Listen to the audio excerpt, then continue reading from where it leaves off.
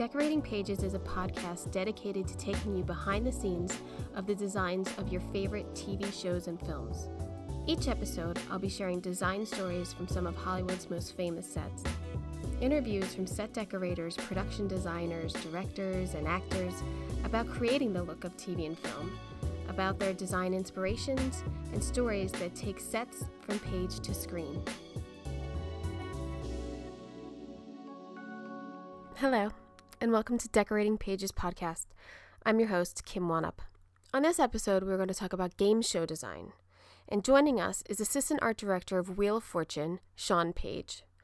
Shaun has been with the show for 17 years. He is also an interior designer and designs various events throughout the year. We will be talking about the evolution of the iconic set through the years, how the show travels across the country, and what other game shows inspire us. Because who doesn't love game shows? Hello. Wheel of Fortune premiered in 1975, originally called Shopper's Bazaar, and featured a vertical wheel designed by Ed Flesch. When the show changed names, Flesch redesigned the wheel to spin horizontally instead of vertically, meaning to lay the wheel down flat. A design was unlike most game shows of that day, so it was very revolutionary. Today, that wheel has over 200 lights and weighs about 2,400 pounds. Wheel of Fortune ranks the longest-running syndicated game show in the United States, with over 6,000 episodes aired. I mean, that's like 5 or 6 puzzles per episode. So it's like 36,000 puzzles. I mean, that's a lot of spins. I worked at Wheel of Fortune for about a year and a half, and I loved it. It was so exciting on tape days. I mean, I had grown up watching Wheel every night at 7:30, and I have very fond memories of me and my grandmother trying to guess the puzzles. Some of the best things I remember about working there was such a great crew. And they had all been there for a really long time, so it was definitely like a family environment. At the time, they had one woman who made up the puzzles, and she kept track of all the puzzles. I mean, that was her whole job. She was the puzzle lady. I mean, how fun is that? I got to see what Vanna does between puzzles on commercial breaks, which is mainly go behind the puzzle board and put a jacket on because the stage is freezing. I also think I saw her gobble down a couple boxes of See's candy, but I don't know. I got to spin the wheel, and it's damn heavy. But that clicking sound and the anticipation of what you're going to land on, it's really exhilarating. I also fell asleep on the floor of the wheel where Pat stands because they do the changeover of the sets at like 4 a.m. and I was not ready for that at the time. I had the privilege of working with Dick Stiles, who was the production designer then. He designed the original Hollywood Squares. I mean, talk about another iconic set. It was amazing. He also has, I think, 10 or 15 sculptures that are outside the Television Academy in North Hollywood. He was just an amazing sculptor, and he sculpted busts of like Johnny Carson and Jim Henson. They're gorgeous. He's such a talented man.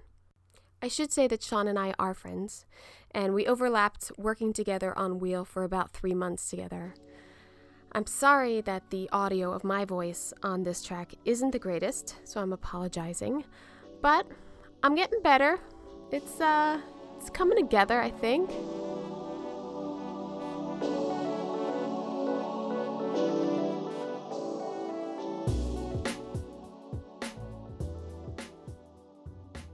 I am here with Shaun Page, who is the Assistant Art Director of Wheel of Fortune, the long-running awesome game show that has been on for 35 years. Yeah, we're in our 35th season. It's so incredible. Just wrapped. It's so incredible. So Shaun has been with the show for 17 years and has worked up in the art department. And so I wanted to get his views on the design of game shows, because we don't usually talk about game shows, and we don't really think about the design that goes into these sets to make people get excited. So can you take us through the design process of like a theme week of say, a best friends week or Christmas or Halloween? How about Well, I do get the question a lot from like friends and family and fans and whatnot. Like, waiters and stuff. And Lyft drivers. But whoever talks to me, whoever is willing to speak to me. And I get it from a lot of industry colleagues as well. Does your show like ever travel anywhere besides Hawaii, or does your set ever change? And I don't know. That question really irritates me, like, to no end. Because I don't understand. Like, I thought you just said you watched the show. Like, how can you not see the set? It does. I think people think, like, oh, it's Dallas week. You just threw up some Dallas letters or something, like in the old days. But you really go there. Oh, yeah. Dallas was actually really amazing. Our production designer had these horses carved out, and they're, like, miniature... like a western town, and it was amazing. That set was awesome. But I don't know, every time we tape we have a totally different set that represents whatever the theme week is, and some sets may look familiar from past seasons, but each set is designed in such a way that it could be redressed or repainted or re-embellished to Right, so it could represent multiple themes. It could be used for more than one theme week. Yeah. Right. Like Christmas could totally look like Halloween. Right. Well, the same, like, you just have to redress it different. Right. Like, I think when I was there was like a house.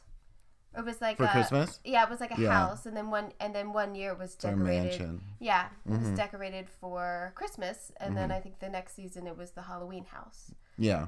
But it still incorporates the theme, but you have some of the same background elements. Correct. Right. It's a good way to put it. It sounds really good. I don't know. In talking about theme weeks, though, I know at the beginning of each season we receive the schedule, which has all the tape days and theme weeks on it. So our production designer, she goes through and comes up with all the sets that are going to relate to whatever that theme week is. And it's her crew that helps make whatever her vision is for the sets become a reality. Thankfully, I'm on that crew. Yeah. Some theme weeks require a lot of traveling. We go to a lot of remote shoots, or it could be for intros or promos, any kind of content with or without talent. You never know. And other weeks we could be shooting prizes with different sponsors and showcasing whatever their products are, their goods or services. So that would be like if it's San Francisco week, Vanna's in you go with Vanna and and like say it's like the car or whatever. There could be a car, or it could be a hotel chain, or you're whatever. You're there for that shoot, which is shooting the prize with the talent in the city, and setting that set for what that's going to be. Yeah. I know my personal favorite part about shooting on location is shooting at restaurants. It's our responsibility as the art department to go in and work with the chefs on the menu options, and I like to choose like what looks really good on the plates and what camera's going to show up, and the styling of it. Yeah, color wise, right. And I don't know. So I like doing that and going over the plating and the overall aesthetics of the restaurant and where the places are going to be placed and all the plates. And I like to work on like the background atmosphere and the other tables that you see and what you see besides whatever's on the table. And I don't know. I take good pride in representing a city. But even if it's for a few seconds, it's my responsibility to make those seconds as visually appealing. Well, yeah, you're conveying the city as much as you are the product. When it's special, like if it's San Francisco week or if it's Dallas week, then you're really trying to, I guess, almost hit the viewer over the head with, hey, we're here, or they're going to be sent here. Yeah. The excitement of that city. I don't know if I would hit them over the head with it, but I hope that they're happily immersed in whatever location is. Even the prettiest of locations can benefit from a little art department zhuzh. Nice, yeah. In speaking for myself, I believe it's what you don't see that makes what I do so special. If you don't see trash cans in the background, or, just trash lying around, or strollers, or worn carpet, or dusty window treatments, or dead grass. My favorite is utility boxes in the shot. And hiding them. And hiding them. Yeah. I mean, that's when I know I'm really needed. Yeah. Nothing encourages travel like a fire hydrant in the middle of the scene. Yeah. That's not attractive. Yeah. I know on location, my best friends are fake silks, realistic AstroTurf, and a design plan of action. I really hate being underprepared. Mm-hmm. But then again, I don't like to be over obsessing either. I do in my head, though. Oh, well. Just not usually out loud. Yeah. I think unfortunately we all do as designers. You just obsess over that one little thing that no one knows, but you will. You'll notice it. I would notice. Yeah. It's like if the curtain just has the wrong little pleat in it, it just kills you in a sense. We should send 100 emails out about that, though. Yeah. I saw that wrong pleat. Yeah. What is your favorite theme week? Do you have one? I really like Halloween. Yeah. Because you get to just go all out, but you have to do it on the right level of not being too scary and still being family friendly, of course. Right. Yeah, you can't be tacky. You can't be tacky or kitschy. Cheesy. Yeah. But you could still play with a lot of bones and skeletons and blood. Do you have a set budget? I'm sure there is one. Yeah. Yeah, I'm sure somebody's keeping track, huh? Do you think? Oh, absolutely. Yeah. Well, that's awesome. Always. But I mean, obviously, you're under restrictions. Everyone is. Oh yeah. But yeah. It just amazes me that our art department's able to achieve what they have, and with limitations of budget. I mean, I know every show has issues, and you're probably unaware of it because you don't go over. Do you know what I mean? The one time if you guys, if I did, I would know. You would know. I would totally know. I do get those calls once a week, though. Yeah, there is some sort of budget. Do you have a favorite puzzle that's ever come up on Wheel? I did my baby buggy one.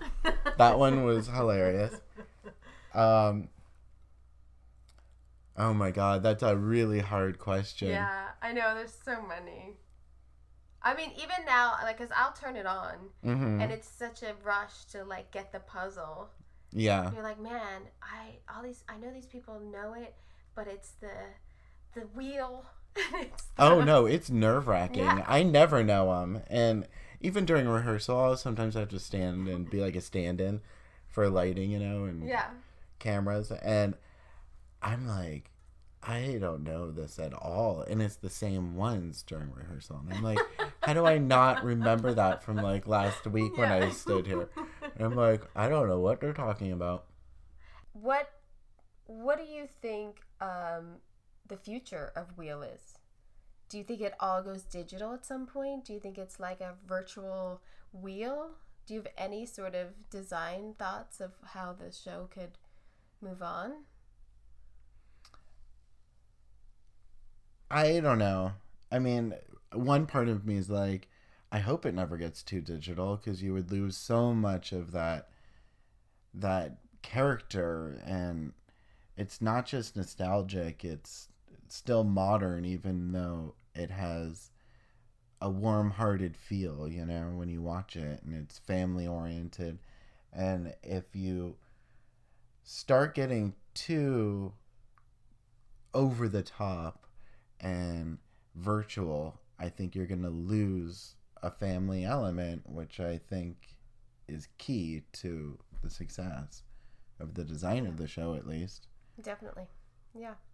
I mean, can't just have a palm tree back there and call it a set. No. You have to really work at everything you do to make it as realistic as possible. So, well, because there was that changeover at some point from the letterboard, from it being like physical letters that would slide in. Yeah, I wish I was there then. I have too. Oh, I love that. I know. I treasure them. Mm-hmm. But it was, I remember, a very long process to change out the letters. And they would put this black curtain up so that the audience couldn't see them changing the letters. But I wish I was there then. That would have been really fun. It was, I guess it was like the last year, and then you were there. I mean, it was like one season. It was just gone. Wow. Everything happens quickly, which is good. But I wonder, like, if that's something that progresses over to the wheel eventually, or, you know, I mean, I don't know how far they could take it, but you're right. You don't want to lose that iconic and family-friendly sort of design that everybody knows. So, yeah, I think you're right. Who knows? Maybe people will be virtual one day. Yeah, just, you know, virtual contestants. I'm in like a green screen room right now. This could be my house. Yeah. I don't know. A lot of things work on other shows, but I don't know if they all transfer to game show design. And I know that there's a lot of game shows that have come and gone that I've watched over the years that have tried to fool the audience with sound effects and lighting and big actions, but there was no show. There's no content. It was just the pizzazz of something happening, but there's nothing there. But what is the one now? Because I don't watch it, but it's like you're like a human gerbil, and you're going through all of these like gerbil wheels, and then there's like a big, I think it's like a Japan sort of, I don't know. Ninja. That sounds really fun. It sounds like it's a gigantic set, and I've seen it. It's up in like Simi Valley. I've seen the set. It's gigantic. Like Wipeout, but with no water. Yeah. I think it's like that. Or maybe it is Wipeout. I don't know. That would be so cool. But it's this gigantic set that you're like a little mouse running through a maze or something. But to me, I'm gonna go home and turn my Arlo off. You're watching me. But to me, I don't know what the game. The game is just watching somebody be humiliated on camera. Yeah, which is great. But I don't know. It's like Black Mirror. Oh, that's a good game show. Now let me ask you this. If you could pick a show and turn it into a game show, what do you think? Could you think of one? I don't know. That's hard. I don't know. I mean, I'm sure you could think of 100 shows that you could transform, but would they last? Handmaid's Tale could be a game show. I know, but don't you think that'd be really sad to watch day after day? Well, yeah. It would be so depressing. Yeah. Because someone's going to die.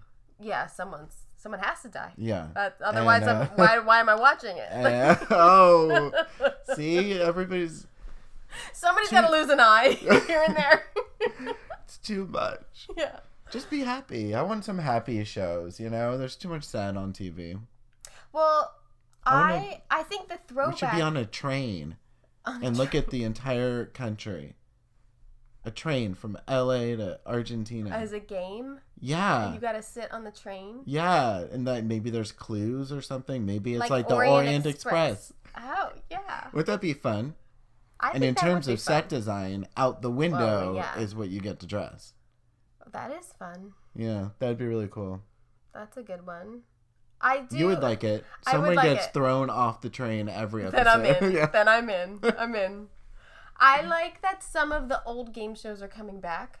Like Andy Cohen is doing Love Connection, which I loved it in the dating game. I loved the old one. I loved Chuck Woolery 2 and 2. Mm-hmm. But I haven't watched this one, and I think the set really is. I think it's like they sit there. There's no action like a game show really. But does it turn around? I don't think so. Because remember, they used to have the other person in a screen on Love Connection. But I think the dating game, they had that, like, screen. It was like a half wall that kind of moved. They should bring... that would be fun to bring back. But I mean, I love them. Don't get me wrong, but I do have to say I want some new content. Well, yeah. I know. But it's hard. It's hard to get audiences. I mean, everybody's watching Wheel and Jeopardy. Do you know what I mean? Or Price. You're either a daytime or you're a nighttime sort of person. I don't even know if I don't know what else. I don't know what else. Bring back some old ones and change the name. And but you know what else is on? Is fool us. Let's Make a Deal. Wayne Brady's on that one. Yeah. And they have some cool interchanging sets. Mm-hmm. I think it's more like the 3 doors, and then they're always doing prizes and such. But I think it's weird when you're handing out like real money to audience people who are actually contestants. Yeah. It's a little bit hoary, I think. I was gonna say hokey, but thank you. I think hoary is really what we were both thinking. So why not? No, but it's actually really fun. I mean, yeah. If I worked there, I would totally dress up in a different costume every time we tape. Well, the best thing is that they shoot across from Paramount, and so you could see all the people lined up all the time. I love it. In these costumes, just waiting to get in as the audience. Mm-hmm. But yeah, no, I'm not really into that one. But I appreciate it as a game show that it's lasted so long. I think it's cool. Yeah. I like costumes. But yeah, thank you so much for helping me with this and coming to talk. Well, thank you. It was fun.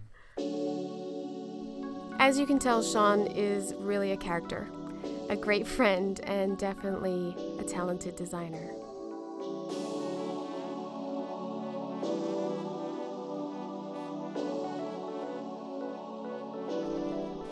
If you want to be kept up to date about our podcast schedule, please visit decoratingpagespodcast.com and subscribe to our newsletter. I'm also blogging. Check out my posts every week on the website. I have interesting articles about interior design and production design on Twitter and Instagram at Decorating Pages. And like me on Facebook. Thank you for joining me. I'm Kim Wanup for Decorating Pages.